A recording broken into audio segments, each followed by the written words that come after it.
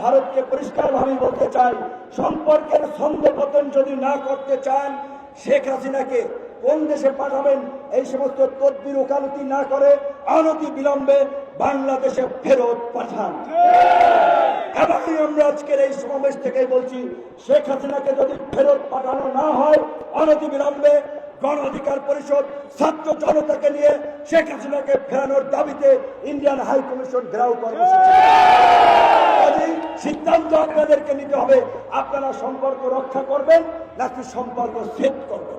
কিন্তু আমাদের কথা পরিষ্কার, আমরা সবার সাথে সম্পর্ক রেখেই সামনে এগিয়ে যেতে চাই। আপনারা গত 15 বছরে যা করেছেন সেটা কোনো প্রতিবেশী স্বরূপ আচরণ ছিল না। আপনারা এই দেশে শুধু প্রাচীর শক্তিকে ক্ষমতায় থাকা না, ভিন্ন মত এবং বিরোধীদের নির্মূল করার জন্য গুম খুনের মতো জঘন্য ঘটনা